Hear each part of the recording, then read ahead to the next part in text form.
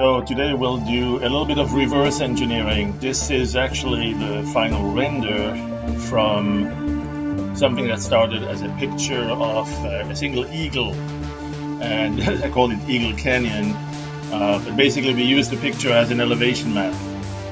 And what I propose we do is to go backwards now.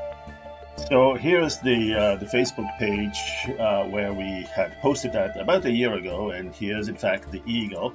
I'm simply going to go and steal that. This is my picture. It's okay to do so. Maybe show it full screen first or zoom in.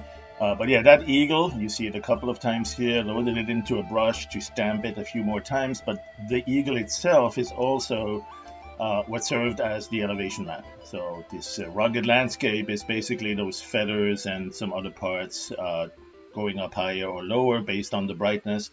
And that's what an elevation map is. I'm going to copy this picture and let's go straight into Howler and paste it right in there.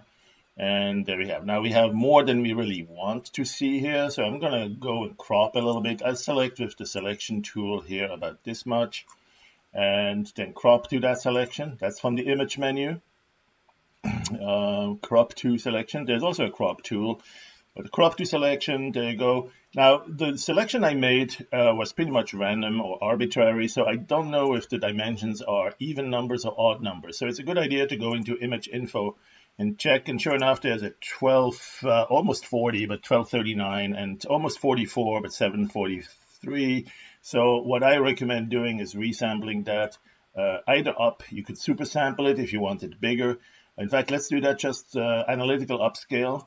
Let's say if we make this twice as big with the analytical, with the analysis of where can it find good details to replicate and to basically do an intelligent upscaling without smoothing or without too much of that smoothing.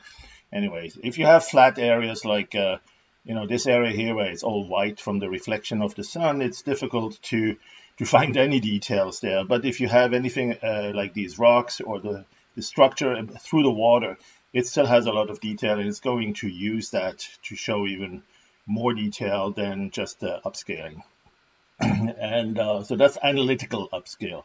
And intelligent, you could call it AI based, and it has a lot of similarities with some of the techniques we do with motion stabilizing or motion tracking, and also motion interpolated smoothing, motion estimated interpolation, that is. Now I'm going to go back down to a smaller dimension here, half size, and actually adjust it to really small, let's say 800 on the width, just so we can go through this a little bit faster. And look at that, that's a good dimension. Let's go do that. So we now have an image. Let's clear the selection and store it. And there you go. Now I'm not going to need the sidebar, so I'm going to minimize it. There is a little vertical handle for that. So I have one stored copy, and I'm going to create an animation. And this animation, actually I'm going to first also store it into the swap image. So that we have colors. And I want it to be seamless. So before that, I'm going to turn it seamless so that we can tile it, and no matter where we fly through it, we won't see a sudden jump or a bump or something like that. So we sacrifice a certain percentage of the image, overlapping it with the other side of the same image, and keep the original size, or you could make it smaller. Here is the image I'm going to use. Part of the eagle is still there. Lots of focus on the reflection. Let's go store that. Let's go also load it into the swap image. That one is currently blank. You can click the S icon here, but you can also go to image and copy to swap image, and there it is. So if you look at it now, it is not distinguishable because it is the same image in the swap and in the main image. And in fact, if you blend them together, as you can through the sidebar here, when you click this preview of the current image, you can blend them together. And of course, the default blend mode is multiply. If you were to do a difference mode, one subtracting from the other, boom, nothing left, right? And any pixel subtracted from the same pixel is basically 0, so you get black. But anyway, so here we are, and I'm going to now turn this into an animation. And there it is. Let's go and say, let's say this is a fairly small dimension, so we can probably do about 1,000 frames. let's see. Yeah, it's only, you could do 2000 almost. This is a gigabyte, right? 1098 megabytes is almost a gigabyte. Actually, a little bit more than a gigabyte, but this will be fine. And what I'll do is I'll store this also, just in case we need to get back to it quickly. I'm going to store it to disk so as not to waste any space in memory, in RAM. And now I want to go and animate this. So what I'm going to do, again, this is not going to look the same. This is simply serving as the elevation map. And the idea is to perhaps fly through it and eventually zoom out to the point where you can recognize the original picture. This is what I call guess the map. If you want a better idea of what the map really looks like, it's really a grayscale image. So you could do something like this. Right? And then that will tell you that's the elevation. But we don't have to do that. It will do that on the fly for you. We don't even have to think. What you could do, though, is perhaps add a little bit Grand Canyon look. If you do a little bit of filtering to adjust maybe curves, instead of a straight distribution, you keep some darker, then you go up, like the Monument Valley kind of thing, and you have rocks with some sediments, and then you have a few others, and you have maybe 2 or 3 generations of ice ages, and revealing different levels of exposure that way, or erosion. Then you can also add a little bit of photographic light diffusion, and that will make it look like the bright stuff, which means high elevation stuff, is coming down. And once you're all done, maybe you want to expand the dynamic range. So we'll do, there it is, expand dynamic range. So we know we have dark ones. Let's not apply that to the whole image sequence. We'll simply recreate a new image sequence. But before we're done, I think I want to convert that now to a grayscale, because it really helps to get a full dynamic range. And in fact, even focus with the color mode here, which ones are going to be brighter than the others. Right? So you can do a little bit of view it through the eye of a colored lens, and then do the dynamic range.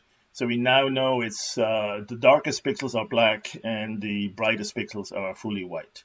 And you can still do some additional light diffusion or some other blurring or some other things here to give it some extra, little bit of extra, right? Whatever that extra might be. So let's do this. Let's now create a new animation from this. I'm going to store this one just in case we need to quickly restore it. And then I'm going to free the animation we currently have. And once that animation is freed, we can certainly toss this one. We don't need this one anymore. We're going to create a new one. Also, again, about 1,000, let's say 1,000 frames exactly. And there you go. All right, so now we have readiness. We can load the color. It's still there, right? And we have the elevation map. So these two are tied together. This one is going to provide the color or the texturing. This one is going to provide the elevation. Now we could also add some erosion. We have some tools for that in the stylize. We have erosion and elevation-based or slope-based shading, coloring, and so on. That adds an additional level of interesting, more natural feel. Just to give you an idea, if you look at stylize with the slope shading, it's going to identify where are the low elevation and put some vegetation in there, and where are the high elevation and put some snowfall on it, right? And then the rocky area might be perhaps more of a sand rock look, brownish, whatever you want that to be. And there's a couple of different algorithms and different results from that, some of them even with some shading. So I encourage you to experiment with that for extra coloring. You might combine it with the one you already have here in the swap image, so you have a little bit of both, right? So anyway, well, just go the easy route here and go to the filter. And in the filter, transform puppy ray, there you go. That's the one that runs on the GPU. So now it's using that elevation map we were just looking at. And let's go a little bit wide angle. Let's change the depth of the fog so we can see a little bit farther. Let's move the camera up. That's with the right button. And we can move sideways. Let's turn the camera to the left. And maybe the sky could be a little bit different. I don't know. There's so many different choices here. There you go. Let's go with this one.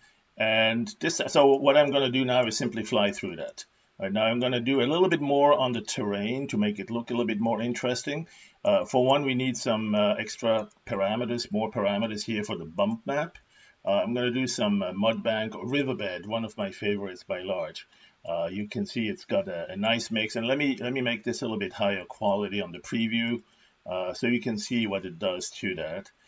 We can also make it look a little bit more wet with more specular reflection from the sunlight and a little bit wider, less on the hardness, and the water can be pearly noise to give it a little bit of more realistic look. The color perhaps a little bit darker, could even be grayish, brownish if you want to make it look like these are sediments floating in the water. There's attenuation, there's scattering. Let's make it a little bit higher there. So we have some darker water here, but still showing a little bit of that turquoise color blue. Riverbed, pretty much everything here. Maybe the wave, the height of the wave, if it's windy, it's a little bit higher. And then there's a couple of other parameters. I'll let you play with that. So now what I'm going to simply do is a sunrise. So I'm going to go here. Initially, the sun is going to be below. Let's make it also a little bit bigger. Sun size 123. That's a quick one out of the wrist. And bring the sun down. And then also have accordingly less light. Maybe the fog is closer, right? And the global illumination, it's darker. And the level of the illumination from the sun is darker. You could even put an animated sky in there. Right now it's a static image, but in the skies you could load your own custom animator brush. We're not going to do that in this one. We'll just keep it like this. So okay, so here's a keyframe for the first frame. And then at the very end, we'll only do 2 keyframes here. Very simple. At the very end, we'll have the fog, the global illumination much higher. The light is intense and maybe changing color, right? A little bit reddish first and more whitish, maybe even bluish, something like that when it goes up high. And then what else? Intensity level. Oh, we need the position of the sun. So let's go bring the sun up and have her go. Let's pretend we are somewhere near the pole, South Pole, North Pole. So it's not going to go very high. And oh, we could also add some caustics. Let's do some caustics here. Maybe some 5, scattering, maybe a little bit less, maybe 6. So there you go. There could also be some noise, some extra noise here. Let's give it some 0.3. So there you go. I think we are pretty much where we need to be. Let's save. Oh no, we probably have some, pre-filter. I don't want to interpolate that. Let's make it rugged as possible. And then also move the camera a little bit. So we'll have the camera go sideways like this. Do we want to go down? No. Do we want to go up? Yep. We have the fog also farther now as the sun is rising. And maybe we have the camera zoom go in too, so we see a little bit more of this stuff. But let's not lose this view of the sun, something like this. And hey, you could also rotate the camera, something like tilt it. Anyway, so let's see, pre-filter, remove that. Yeah, all the details we want to see. And that's that. You could even animate the height, the elevation of the terrain, the position, all sorts of things here that can be keyframed. I'm going to go keyframe that. So we have now a transition. Let me do without anti-aliasing just for the preview, and you can see what we are doing. So let's go anti-alias that, and let's go to higher qualities. I'm going to go to about 0.002 with a little bit of soft shadow. Let's say 9 or 10, 12-ish, and then number of anti-aliasing steps. I'm going to go relatively low just so it goes faster, 55 passes, but then I'm going to give it a little bit more on the GI samples, and that will give us a little bit more smoothing and less noise. It still takes extra time, but much less than if I did like double the number of AA passes. All right, so that's about it. Let's go and render this, and we'll be back when it's done. Animate. We have a few more options, but we'll just use the current settings and go. So now it's simply rendering through each of these frames with whatever parameters are interpolated and changing over time. The position of the sun, the angle of the camera, the position of the camera, the direction in which you're looking, the intensity of the lights, the amount of global illumination, all sorts of parameters there that have a change. And maybe you're doing this not because you want that whole animation. Maybe you're only doing 20 frames, but you don't know which one is going to have the best angle, the best view, the best impression. So instead of doing just one render and say that's not good, you just do 20 or 30 or 100 and you pick the one you really love. So that's another way you can use animation. It's still not necessarily for the end result being an animation. You could use it still also for something that's actually a still image, a static. Even though you rendered a few a sequence of images, it doesn't mean you have to use it as an animation. All right, that's it for now. We'll see you soon.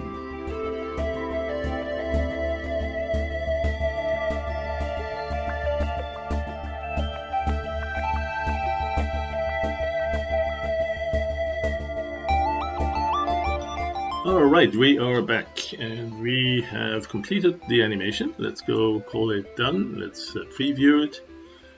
A little bit of full screen. And there it is.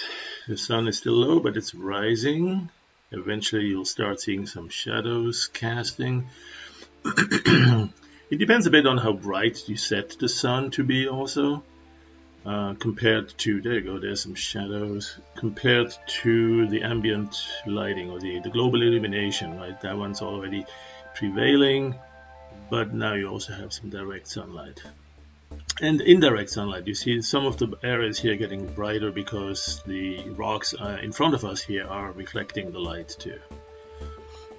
Anyway, so that's that. Hope you liked it.